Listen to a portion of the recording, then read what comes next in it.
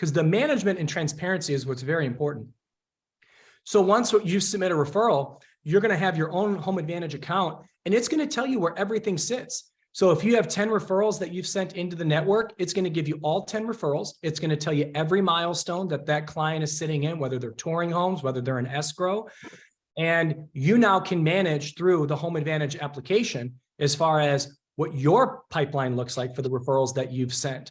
And so it's pretty sophisticated, and it's all click of a button, guys.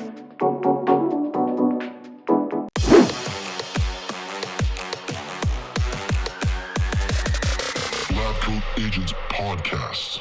How many of you listening to this podcast have an office that is a tough shed in your backyard? And that really has nothing to do with the topic that we're going to discuss today. But as I sit there and vet podcast guests and I read through their bios, I'm not going to lie, buddy, that was one of the things that jumped out to me. Now, reality is the reason why our guest is here today is because of his military background. He is a veteran. He has a mission to help more veterans build wealth through investing in real estate. And he is going to come on here today, and we're going to talk about things like VA house hacking. We're going to talk about VA loan misconceptions. We're going to talk about how a lot of what you've been made to believe can actually become an asset for you if you understand how this works, so that you can go out and do the exact same thing for more veterans. So with that said, first, let me say this.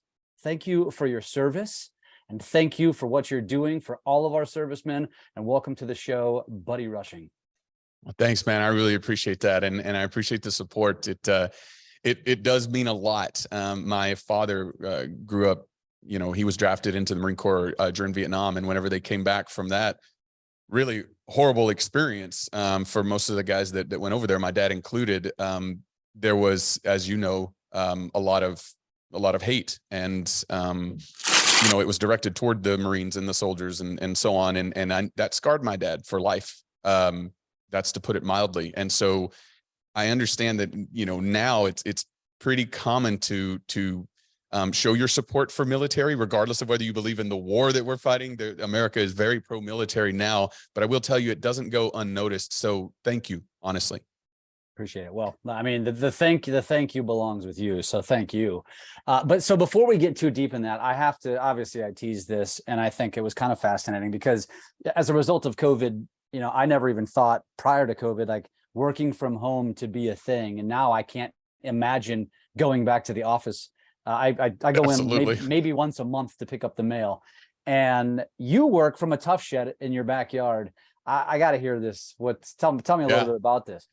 Yeah, I mean, most people start in their garage and they end up in the penthouse. And I never got in the penthouse, but I ended up in a tough shed. Yeah, so we'll talk about VA loan house hacking, but I used my VA loan to buy a house here in San Diego. I was stationed at Camp Pendleton, and it came along with a tough shed, right? From like the ones from Home Depot, right? And it was a regular shed, had regular stuff in it, was filled with crap. And when COVID hit, and I transitioned off of active duty and was going to run White Feather full time. White Feather is the business that we have. And I was like, okay, well, I need an office, because I was working out of the living room, and, with little kids, that's very difficult to do. So I was like, well, I got to go somewhere. And my wife was like, why don't I just turn the tough shed into this office? So we drywalled it. We put insulation on it. We ran a Cat 5 cable, for modem. I even had a little AC put on the back of it. And so now, every morning I walk out the back door over to this, and it literally still has the placard that says tough shed on it. So I open up this tough shed, and I jokingly call it the international headquarters of White Feather. And, it fits, I'm a Marine, right? And Marines don't require a lot. And, we never really had any luxuries in Afghanistan or at any of the training that we did, right? Marines learn how to do more with less. And so it kind of fits, it fits the culture, I guess, of White Feather. That's awesome. What's the square footage? It is 12 by 10. So 120. So 120 square feet. Wow, yeah. wow. That's awesome. That's so awesome. Well, I mean, I feel like as much success as you're having and that you're probably going to continue to have, maybe you need to build a second story on there. Yeah, I did put it on a concrete pad. I'm going to try to get it permitted so I can add the extra 120 square foot Well, to the. I tell you what, most of us, I live in the Midwest, and I don't think that would work unless I had it, unless I had some HVAC put in there, or I had I had some sort of a window unit or something. Otherwise, I would only be able to use it at certain times of the year. But in San Diego, I don't feel sorry for any of my friends that live in San Diego, because the climate is like just perfect. 65 to 75. So I hate you. I hate you for that. I take it all back, buddy. All right, man. So let's go deep. So first of all, let's start with your story. You mentioned, obviously, veteran, you were a Marine, you were in Afghanistan. So tell us the story. Tell us, kind of what led you to where you are today. Let's start there, and then we'll get deep into the weeds. Yeah, I was actually on deployment in Afghanistan, and I was on what's called a long range reconnaissance patrol. And you have a lot of downtime with those. And so I was sitting there, and I found this little purple book in between the radio and the seat cushion, right? And it was Rich Dad Poor Dad. And I read that book, and I grew up on WIC and food stamps. So it spoke to me about being able to build generational wealth, even if you're poor, even if your father's name isn't, anything to brag about or whatever. And so it spoke to me. And that mindset shift that I had in that MRAP, that it's an armored vehicle, in that armored vehicle, that mindset shift that I had has never left. And so that's why whenever I talk to people, I always tell them right off the bat, 3 things. And they're like, what does it take to fill in the blank, right? 3 things. Number 1, you've got to have a mindset shift. You have to believe that you can, and you have to understand why you're doing it. And then the second is you got to get your personal finances squared away, right? You have to understand what your income is, what your expenses are, like what your assets and liabilities are. And that's a pretty simple thing to do, but most people don't do it because they don't teach this in school, right? Mm-hmm. And then finally, you have to create a blueprint for yourself to grow to financial freedom. And so for me, it all started with that mindset in that armored vehicle in Afghanistan. That's awesome. Rich Dad Poor Dad, man, what a classic. And that particular books never get old. Kiyosaki obviously had something figured out. I always tell people, though, when they read it, I'm like, Kiyosaki had a little bit of an advantage because he had the right time, the right place in Hawaii, of all places, which, I would say is probably more similar to a San Diego, but everything he teaches is just spot on still to this day. I love that. So you were in Afghanistan, you were on a mission, you have downtime, you're reading this. What was the next step? So you read that, then what happened? I read that, and then I proceeded to do what is still the worst real estate investment that I've ever done. So what I tell people is you have to have more than just a mindset. Okay. Mindsets are great. And I took from that, the only problem that I had whenever I finished that book is that I didn't do any follow-on training. I didn't do any building of my network or any of that kind of stuff. And so I bought a house in California.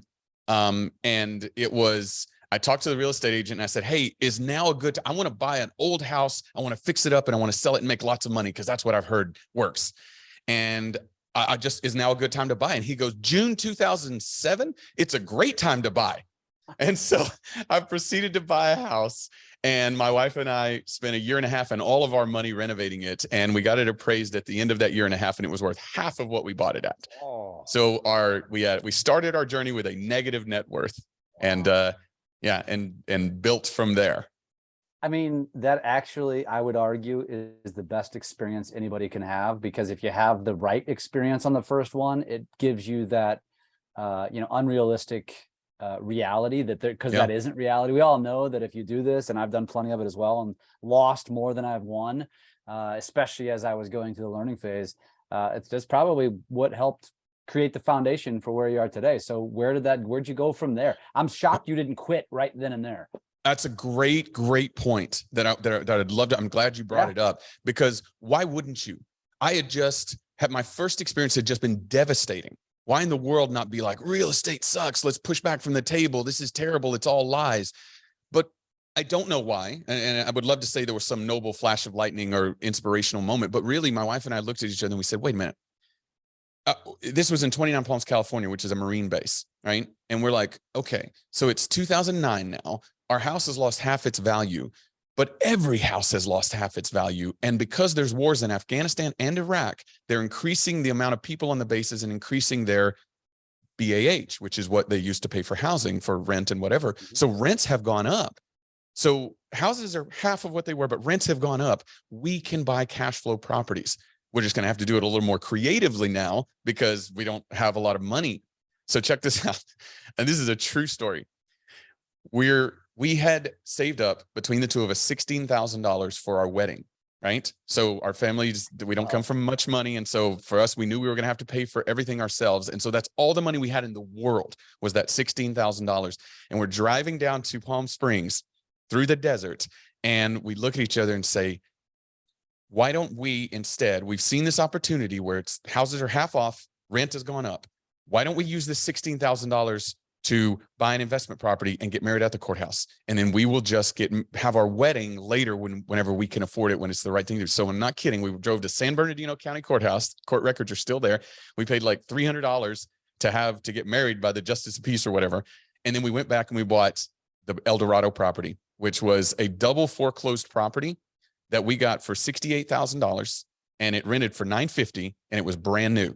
We later sold that property, did a 1031 exchange into two properties that we still own and have an equity position of over $300,000 now. So that $16,000 has turned into $300,000 and like $1,500 a month of net cash flow from the original. So that was our second investment, was the El Dorado property, the wedding investment, we call it. Wow. I mean, I cringe when you say that, because I'm thinking about how my wife would have reacted to that. To say, let's set the wedding aside. Full credit to Kimberly. I mean, my gosh, when I tell this story, people are always like, whoa, that's awesome. How in the world did she agree to that? And you're going to have to ask her, because yeah, she's been, an amazing part of this whole journey, the whole way. I love that, man. I mean, with every success story always comes an important partner, and that's you're a testament to that. I love that. Okay, so that number one, massive failure. Number two is turned into massive success. And so at what point, like, where did you go from there? And then at what point did you realize, you know what, I want to do this for other veterans or for other, just other people in the military? Kind of how did that happen? Yeah, it happened. I say naturally. I mean, I've heard before that if you can find something that you're willing to do for free and then make money off of it, then you found your calling, right? And so as I was just passionate about real estate. I actually started educating myself. I started buying investment programs and reading books and educating myself.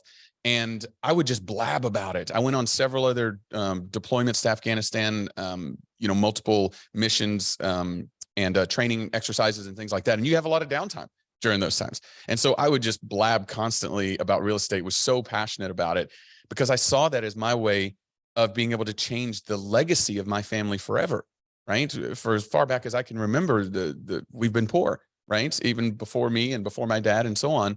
And with that comes not only just a lack of opportunities, but also a lot of pain and a lot of substance abuse and a lot of, physical abuse and all of this stuff that goes along with living lives in poverty. And I wanted to break that cycle, right? And so that's why I was so excited about it, was because Robert Kiyosaki convinced me that you can break that cycle through real estate. So to answer your question, a lot of people knew what we were doing because I was just talking about it, and I was openly sharing what I was learning with people. And then you fast forward and, this is truly an overnight success, 12 years in the making for sure. Because, we just gradually, as I was deploying and everything, my wife and I were buying properties and doing joint ventures and trust deed lending and, self-directing our IRA and learning all the skills that we would later turn into several businesses. And at one point, when we sold the El Dorado property, so this all comes back. When we sold the El Dorado property, we did a 1031 exchange, which is where if you take that money and you roll it into other real estate, you don't have to pay capital gains tax on it, on the sale. So we took that, we sold it, we 1031 exchanges into two properties with a turnkey provider in Memphis, which is somebody who buys a property, renovates it, places a tenant, puts it under management, and then you buy it as an investor. And it was an amazing experience. And we said, okay, I've got all these friends, all these Marine buddies that have been saying for years, buddy, I want to be involved in this. I want to, how do I get involved? And I never had an outlet for them. I said, all right, why don't I bring my friends on? I'll educate them. I'll show them how to do it, run cash flow analysis, and then I'll help them buy these properties. And you just give me a referral fee for everything that I bring to the table. And that, I made a couple of calls. I remember it was a Saturday morning in February, and I made like 5 phone calls to my friends, and every one of them were like, heck yes, yes, absolutely, I'm in. And that ballooned, and I was still active duty Marine, but over the course of the next 3 years, we purchased over 200 properties together as a group. And then we formed together White Feather as a group, and then it all took off from there. Wow.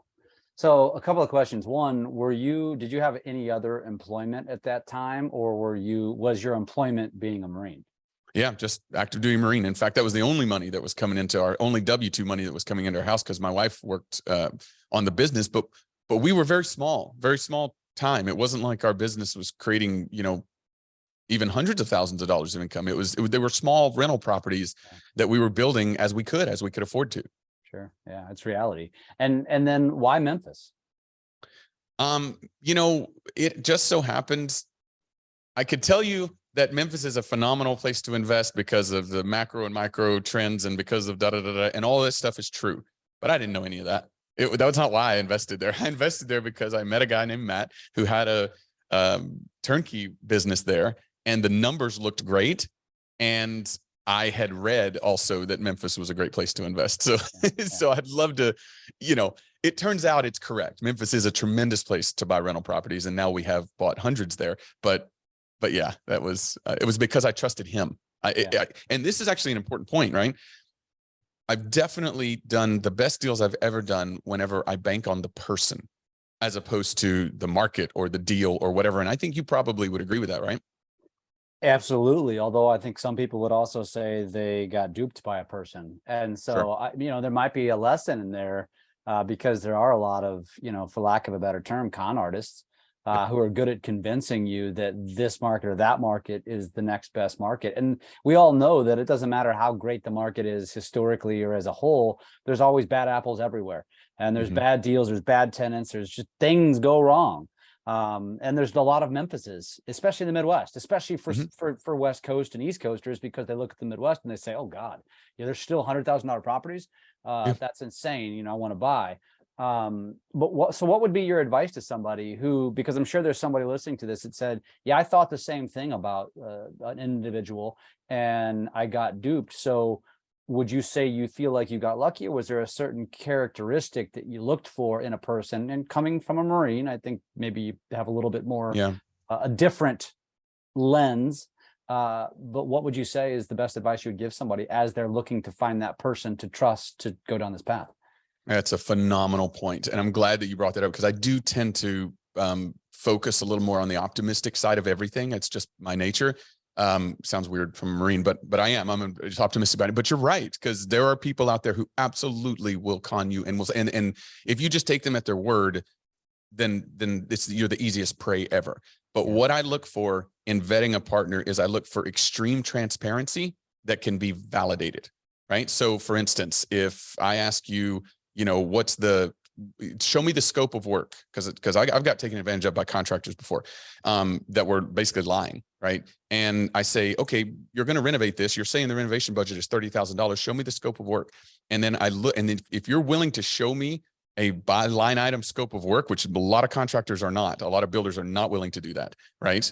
It's because they don't want to have that kind of transparency, right? But if you're willing to show me that line item scope of work, and I can validate, oh, you just did the painting for that room and it was, $700. And then I can verify that against a painter and say, for this square footage of room, you know what I'm saying? So you should do your due diligence. Absolutely. And I did a lot of due diligence on him, on Matt. And I talked to references. I talked to people that have invested with him in the past. What happens when things go wrong, right? Not when things go right. That's fine. But when things go wrong, and he had a reputation for going back and helping solve problems and helping pay for stuff that they found later. And there is a lot of due diligence that you need to do. When I say you bank an opportunity off the person, I mean, you find that person and you do a lot of due diligence on them to make sure that two things. One, know what they're doing, because there's a lot of lovable losers out there, unfortunately, right? They're great people. They're doing everything they know how to do, but they just don't know what they're doing, and they can still lose you money. And then that they have high integrity, right? And I gauge integrity off of transparency that can be verified. I love it. I love it. Well, I tell you what, we need to go deep here. We need to talk about what we talked about, or what I teased in the very beginning, which are either A, the things that a lot of, well, not just real estate professionals, but just, home buyers, homeowners, renters, just humans in general, don't really know a whole hell of a lot about. And that is the advantages that are with using a VA loan, like I mentioned, the VA house hacking. So where do you want to start here? Do you want to start with the misconception about VA loans, or do you want to start with the house hacking? Let's do house hacking, because it's something that, if you're listening to this, you may or may not even know what we're talking about, right? So VA house hacking is something that the VA loan is meant to help a veteran or a military person buy a primary home. Okay. That's fine, right? I think people all know that. But what you may not know is that you can use that as an instrument to build financial freedom. All you have to do is use a little bit of ingenuity to create, like Robert Kiyosaki used to say, hey, your home is a liability, not an asset. Well, I would take it a step further and say it can be an asset. Your primary home can be an asset, because as he defined it, it's an asset is something that brings in money. Well, let's talk about a couple of different options here. And we have people who've done all of these things. The simplest is you can use a VA loan to buy up to 4 units. So up to a quadplex. You can buy a single family, you can buy a duplex, you can buy a triplex, you can buy a fourplex, right? Well, you're only going to live in one side of that. And then you rent the other 3 out. And I have a person here who's living in San Diego who uses VA loan to buy a $1.3 million fourplex in San Diego. And he rented out the other 3, and he's living in one of them. And he is living for free in San Diego, and the other 3 tenants are paying down his mortgage, and it's appreciating, and he can take it as a tax write-off, and he used his VA loan and put 0 down. That property, mathematically, by just the loan payoff itself, will make him a millionaire in less than 10 years. Mathematically, with no appreciation, right? That's a VA house hack. Now, that's a big one, but there's an example of a guy, Taylor, who he was stationed out in North Carolina. He was in the Army, and he used his VA loan to buy a house that was a 3-bedroom house. And he rented out 2 of the bedrooms to other soldiers that were stationed there, paid his mortgage, never paid a single dollar of his mortgage himself. He used rental income from the first month he moved in. So he rented out rooms to house it, right? So that's another example of house hacking. And then whenever he left and went to another duty station, he now rents out the whole house and cash flows. It's now a cash flow rental. All of that is 100% legal, 100% appropriate, and 100% an effective use of the VA loan, right? So VA house hacking is just some, and for people who are listening, who are saying, "Man, I'm a real estate agent, and when I have a military person, I want to serve them because I want to show my gratitude for what they do for this nation." And it's a common sentiment among real estate agents. I would say the best way to learn how to serve them is to learn how to help educate them on the power, the awesome generational power of the VA loan. That would be my advice. And there's tons of areas that you can get information on this. But as we were discussing off air, there are those misconceptions that a VA loan is more challenging or more difficult, and you'll hear from an ignorant agent or an uneducated seller that, I don't want to accept that offer because it's VA, because there's going to be more red tape. So how do you respond to that? Yeah, I would respond by saying, the lenders that I've worked with, and we've worked with a lot of them, both military people who get their loan MLO, or just civilians that are working with us, because we have a group now. White Feather is about it's about 500 people around the United States, and we all help each other build financial freedom. And so part of that is we have a lot of lenders that work with us, and I have lenders that actually prefer working with VA clients because they're like, it's actually pretty darn easy to close a VA loan. And what I would say is both can't be true, right? It can't also be true that it's very difficult to do a VA loan and also it's easy. So which one is it, right? And what I would say is just educating themselves. If you think that having a client who is a veteran is more challenging than having a client who's not a veteran, then I would recommend that you speaking with somebody who deals exclusively with veterans. There are entire businesses that are built around just originating loans and originating, purchases and sales for VA clients. Why in the world would they do that if it was harder? Yeah. No, I mean, I agree. And I don't even know where that starts from. I mean, because I mentioned to you, I'm not too active in the mortgage world anymore, but when I was, a VA loan was always my favorite. Literally my favorite, because I would consider them easier.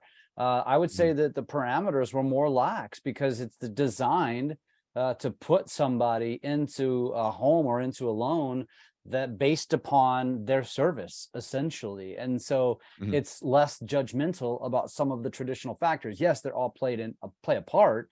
But with the fact that you can have zero down, and the fact that you, like you said, you can buy a 4-family, it just gives you that unique opportunity with zero down. That's the crazy thing about it. And what would be some of the misconceptions? So for maybe somebody who's newer to real estate that might be listening to this that's thinking to themselves, I don't have any misconceptions. I don't have any conception whatsoever. Yeah. What is it that my forefathers, where have they misjudged? Yeah, I would think, there's two different ways. If you're a military person or a veteran, I think that without question, I would recommend that if you have not used your VA loan yet, or you haven't used it to build wealth, not just to buy a property, that should be your number one priority, is figuring out how in the world, because that thing's like a howitzer, right? You've got this gargantuan cannon that you haven't used yet. And if you are not living a life of financial freedom and you have that cannon that you can fire, why in the world wouldn't you? So you got to get yourself educated. There's a ton of information that's out there. I mean, just Google white feather and you can find all kinds of information about people who VA house hacked and that's what we're all doing. Right. So, but if you're like an agent or a loan officer or something, what I would say is, and I'm saying this from a selfish perspective, because my mission is to help military people create financial freedom. That's our mission at White Feather, everybody that's on the team. And so even if I never meet you, if you decide to build a business catering to helping military people use their VA loan, you're furthering my mission.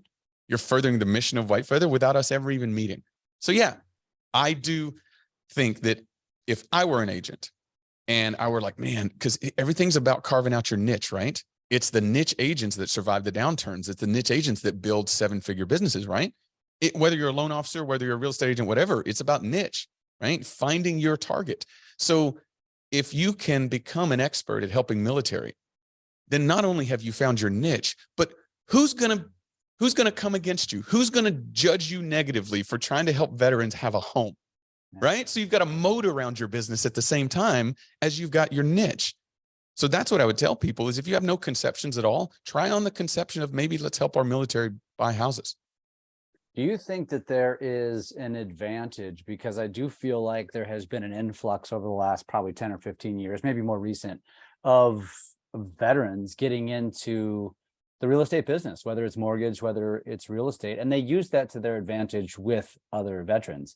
And so to the agent who is a civilian, as you described them, do you think there's a disadvantage for them? I don't. I think that there is a natural advantage initially to a military person or a veteran speaking to another veteran, right? Because there's a natural rapport that's built, of course, but it is not insurmountable. And it's not something, I can tell you this, some of the Matt, the guy that helped start White Feather the way that it is, the turnkey provider, he's a civilian, right? Most of our loan officers are civilians. Most of the sellers that we deal with are civilians. So it's not, I don't think that it is a disadvantage to be a civilian that's catering to the military. One of my best friends built Century Residential, which is a nationwide network of military real estate agents. He's a civilian, right? The CEO of USAA is a civilian, right? So it's not a natural disadvantage, I don't think. I think as long as your heart is in the right place and you actually want to help and you actually want to learn and understand what military people face and what they are trying to accomplish, and you're legitimately offering support in that, then yeah, I think it's a pretty level playing field. Yeah, I love that. What would be the advice that you would give to somebody? So somebody who's had a lot of success, somebody who is a military veteran, somebody whose focuses on veterans as a part of your business, and you're talking to that civilian agent who says, never thought about this. That is a good idea. Where should I start? What should I do? What would you say to that person? The person that's telling another civilian agent, how do I start? No, somebody listening to this that says, okay, buddy, you're onto something. I don't have a niche. And I keep hearing that, because you're right. Most agents try to be too broad-based because they don't want to let anybody down, right? But the reality is the most successful agents do niche down.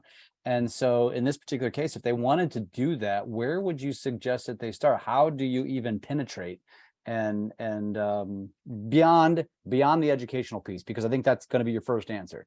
First of all, understand, like you said, be able to understand what they're going through, what they're thinking, understand the VA loan and the nuances to it and the advantages that it has.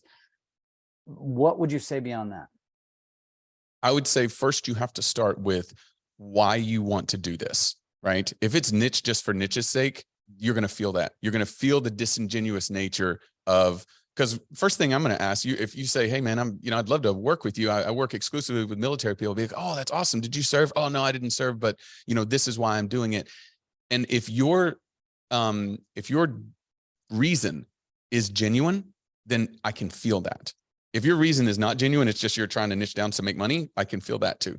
And again, it doesn't mean we won't work together. It just means that you know this in business in general, you can feel people who are genuine and you want to do business with them because you feel like you can trust them because you know where they're coming from and everything. So I would say start with why, like Simon Sinek says, start with why you want to do this. And if you're wanting to niche down and focus on military, why? If it's just to find a niche to make money, don't do that, please. Right? If it's because maybe there's a bunch of different reasons. Maybe maybe your father served and you want to, honor him or maybe, you live near a base. Live near a base. Maybe you grew up wanting to join the military, but you had a heart arrhythmia and would never be able, couldn't get accepted to boot camp, but you always wanted to serve. Maybe, whatever, right? If it's a noble or honorable or respectful, or respectable reason, then sure, all of that can be a why, right? But I would say start with that because you want to be able to explain right off the bat why you're focusing on this. And it has to be something that's genuine. And if it's not, then I would say find a niche that you can do that with. It can be anything. It doesn't have to be military. It can be anything, but you want to find a niche that resonates with your soul. Yeah, no, I agree. I mean, geographical niches are probably the most common and obvious one, and the biggest mistake a lot of agents make because they try to be too broad based. But so let me take it one step further then. So find your why, get your education, and then what would be one piece of advice that you would give to that civilian agent who says, okay, I've got both. I now understand. Where should I go to try to drum up some business? Yeah. Next step is networking, right? But not just networking indiscriminately. What I've found is the most powerful networking that I can do is finding people that are at the nexus of things that are parallel to mine. For instance, if I'm trying to, I've got a guy, for instance, we run a real estate investing accelerator for mostly for service academy grads or military. I have a friend of mine, Scott, who runs a group called Service Academy Business Mastermind, which is an online network of about 23,000 people. And they're all Naval Academy grads, West Point grads, military, and so on. So he and I came together and we're like, hey, we should build a real estate investing accelerator that teaches people how to build businesses and teaches them how to invest and so on. And he was like, okay, no problem. Why don't we just use my network? And that's where we'll start, finding people to go through this course. And then fast forward. And now together with my ops officer, Greg, we've put 300 people through the course and launched tons of businesses and on and on. But my point in saying that is he was at the center of a nexus, right? And so networking with Scott resulted in being able to build a successful business with him. But that was networking with one person who had a similar mission. Well, it's not exactly the same, but it's a similar mission and he has a broad network. So that's what I would say. It's more efficient that way. You can go to the RIAs and definitely do that. You can make cold calls. I suppose I probably wouldn't do that. But I would use the social media channels. You can find online groups. You want to find groups that are similar to what it is that you're trying to focus on, and then find the people in there that are the movers, the ones that are networkers themselves. Because then you have that network effect, right? I know you know thousands of people. I know Kelly, he knows thousands of people. I have 2 conversations, and that could potentially reverberate to dozens of other people. Does that make sense? Yeah, absolutely. That's what I'd do. I love it. I love it. So you personally have invested in roughly $250 million worth of real estate, and in your group, which you've mentioned, White Feather, almost $1 billion of investments. So tell us a little bit about what White Feather does. You've kind of alluded to it, and it's kind of a group of people, and you're kind of networking and working with each other. And I assume it's almost like a mastermind of sorts. But explain what that is, because there might be somebody listening that says, "I'm in that category. I don't invest. I want to affiliate, or I know somebody. I have a child, or I have a cousin, or a sibling, or whatever." Tell us a little bit about White Feather and what that does. Yeah, and that's actually it's one of the coolest things ever, is to see generational impact. And what I mean by that is, we had a colonel named Tom who came through the accelerator and did a phenomenal job, bought a bunch of rental properties, built a business. He's got a coaching business and so on. But his daughter is also a Marine, Michaela. And he talked to her and said, "Michaela, you got to join White Feather. This is crazy, right? It's going to change your life." She went through, and she's in her 20s, and she is on the path to financial freedom now. And then she brought along several of her friends. So we start to see generation. So it's not just, for sure. It's not just if you're a military person or a veteran, right? If you've got a son or a daughter or mother, father, brother, and you think that they can benefit from being able to build financial freedom, absolutely, right? But what White Feather is it started with just Kimberly, my wife, and me buying rental properties, but then it gradually morphed into helping other military people buy these same rental properties in Memphis. That's where it started, right? And then teamed up with Scott, started the Real Estate Investing Accelerator that teaches people everything from how to do their own personal finances to how to find their why and build a financial freedom blueprint, right? Which is a very specific thing that we do. And then how to follow that blueprint, like buy this many properties. Here's how to self-direct your IRA. Here's how to minimize your taxes using small business strategies. Here's how to do a macro and micro analysis to find the area that you're in the Midwest. What's your favorite town in the Midwest? Where if you said, "Hey buddy, I want to invest in this town." Well, my favorite is the Lake of the Ozarks. So there's several towns that consist here, but I live in St. Louis. Yep. St. Louis. St. Louis is a good one to invest in. St. Louis is a great one to invest. And we do macro and micro analysis every year on St. Louis. And it's like, from a macro perspective, the rent to price ratio, the landlord friendly laws, the taxes, all that stuff, the path of progress and the growth, right? So you teach you how to analyze properties there in St. Louis, and then also how to buy them. And if you don't have a lot of money, here's how to buy them creatively using sub-2 acquisition, creative acquisition, bird deals, and so on, right? We've got that guy, Taylor, phenomenal. He's actually still active duty in the Army. He's transitioning out now, but in 2 years, he was able to buy 35 units all across like North Carolina and the Dakotas and so on, turn them into rentals. And he started with $35,000 of a career starter loan. You know how he did that? He didn't raise any capital. Do you know how he did that? He did it by doing bird deals, which is where you buy them, you renovate them, and you refinance the money back out of them after you rent. He did it using subject-to acquisition, which is where you take over the existing mortgage. He used creative financing, like seller financing. Which, by the way, is common in VA loans. Yeah. All VA loans are assumable, right? And so it's very common. And also with interest rates now at 7+%, it's going to become it already is a lot more common. Because I'm sure you own properties. Your interest rates are probably in the 3s or 4s, right? Twos actually. I'm in the 2s, yeah. In the 2s, yeah. I've got one in the 2s as well, right? I mean, that's powerful. Yeah. And so Taylor was able to build his financial freedom goal. I think it was like $13,000 a month of passive income. He now is at that goal, and he's transitioning out of the Army. He's not even 30, and he and his wife, who are moving down to Florida, he's not going to get another job. right? Because of using those strategies. And he did it super fast, way faster than I, or any of us do it. But I mean, he's a pit bull, right? And so for what I would say for people that are interested in building financial freedom through real estate, it absolutely, without question, is you got to get the education, right? Without the education, it's me like that first deal I did. I had the inspiration, but did not have the education. And I ended up doing a horrible deal. So you got to get the education, and you have to have, I see education and action as the two. Think of it as your left leg and your right leg. If you just move your left leg, if you just educate and you do not take action, then you're just going to spin around in circles, right? So you have to educate and act, and educate and act, and that'll gradually move you forward towards your goals, right? So you need to combine those two things. And in your network, man, you have to get a powerful network of people that think like you, and preferably people who are further along the journey than you, right? I do not like to be in a room where I feel like I'm more accomplished than everybody else. I like to be in a room where I feel like everybody else is more accomplished than me, right? So that's what I would recommend for people that want to get started. I love that. That last piece of advice too is so overrated. And, I think it's become more common nowadays. You want to be the dumbest person in the room. And if you're not, you're not going to grow. And Right. it's such a fact. I love that. What would be your best parting thoughts on this? Number one, and number two, what's the best way for people to find you and get in touch with you?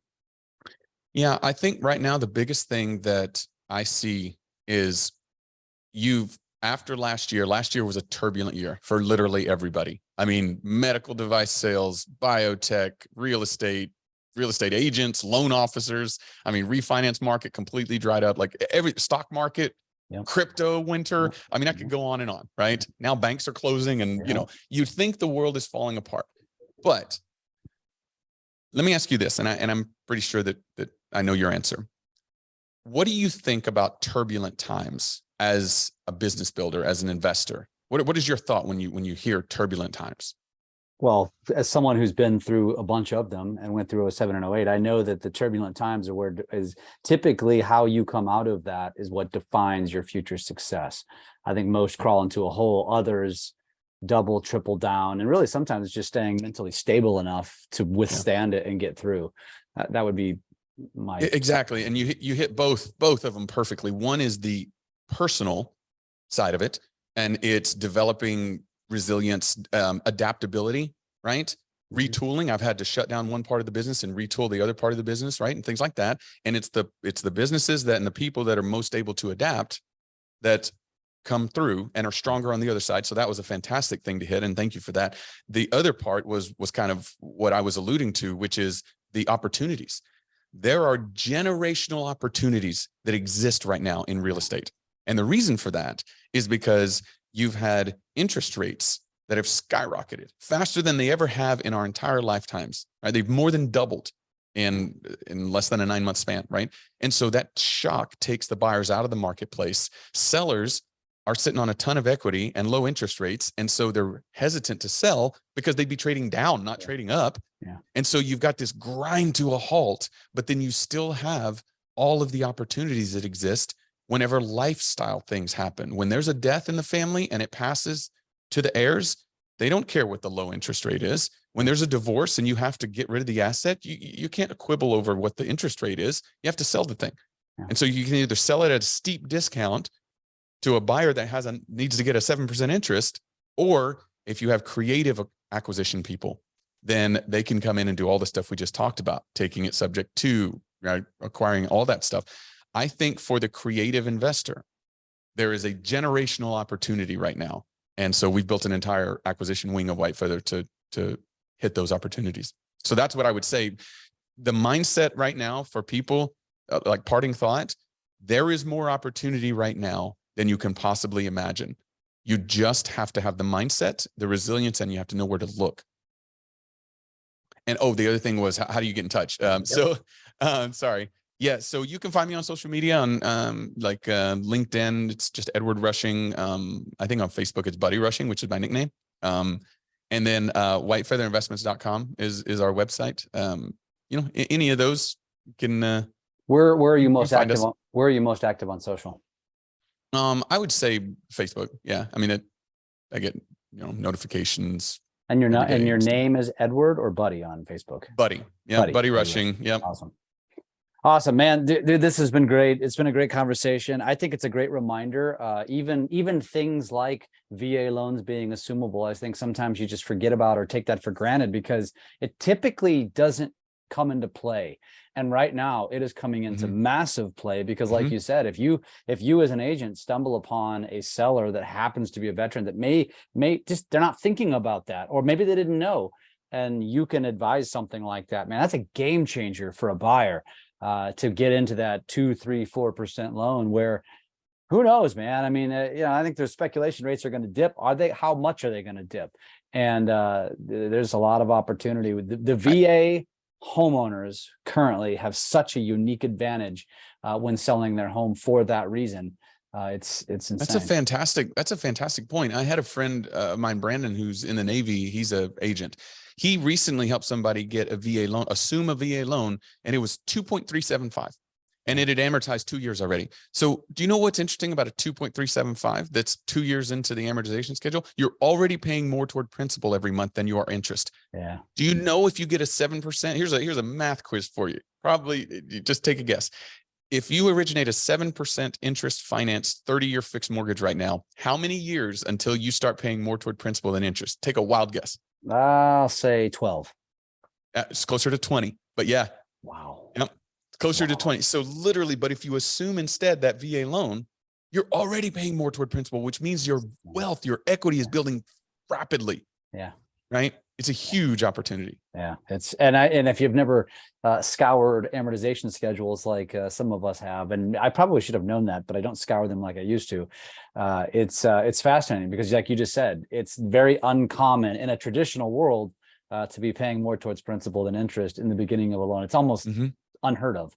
And so, but yet there are a lot of them that's happening. It's, I guess, happening with me. I don't even pay that close of attention to it. I just know. And as I tell my wife, I'm like, we're not going anywhere because we have these interest rates on our properties, and we're going to go backwards. We're going to go backwards if we move. So honestly, you don't even need to know it. Like, I mean, who cares? You've got deals in the twos. Yeah. You can completely ignore that and move on with your life and understand, look, that's an amazing decision, right? Yeah. Amen. That's awesome. Amen. Buddy, it has been a pleasure, man. Once again, thank you so much for your service. Thank you for what you do to serve the military community. It definitely is not unnoticed. It's been an honor to be able to have you on as a guest and be able to share with our audience. I think that you've definitely opened up, hopefully, many minds to some of the opportunities that exist. And like you said, beyond even all of this VA talk and military talk, just understanding the opportunity that exists in down markets, which is right now. Open up your damn eyes. If you're doom and gloom, man, you got to change the lens by which you're looking at the world. So, amen. Absolutely agree with that. I love that. And not only that, man, just in general, even if it wasn't a down market, if you're doom and gloom, then you are closing your eyes to the opportunities. So just in general, it's one of the reasons that I'm forced optimism, right? Yeah. Is like, I'm not trying to shut my eyes to the dangers. I'm taking those into account, but like, man, open your eyes to the opportunities. And number one, you'll find more opportunities. And two, it's a lot more fun. Yeah. Yeah. 100%. Buddy, been a pleasure, man. I want to stay in touch. Absolutely. Thank you so much. Take care, brother.